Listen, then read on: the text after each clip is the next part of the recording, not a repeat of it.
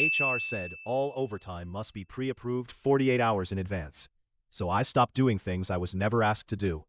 I have been the senior systems administrator at a mid-sized logistics company for 11 years. We handle shipping coordination for about 40 regional warehouses, and our systems run 24/7.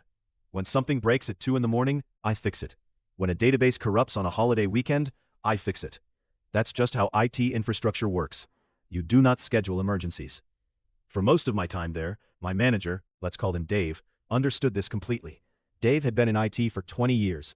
He knew that sometimes I would log 4 extra hours on a Tuesday night because a storage array decided to die, and he would approve the overtime after the fact. It was a handshake system. It worked perfectly because the people involved understood the work. Then, Dave retired. And in January, HR decided that IT would now report to the operations division under a new director. Let's call her Vanessa. Vanessa came from retail management. She had never overseen a technical team before, but she had very strong opinions about budget control.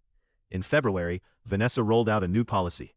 All overtime had to be submitted on a request form and approved by her personally at least 48 hours before the overtime occurred. No exceptions, no after-the-fact approvals. Any overtime worked without pre-approval would not be compensated and would result in a written warning. I scheduled a meeting with Vanessa.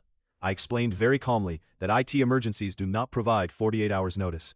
I told her about the time our primary database server failed at 11 p.m. on a Wednesday, and I spent 6 hours restoring it so that 40 warehouses could open on time Thursday morning.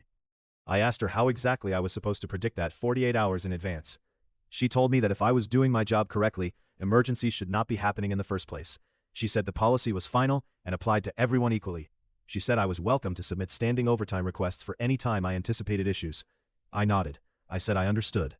I told my 2 junior admins the same thing.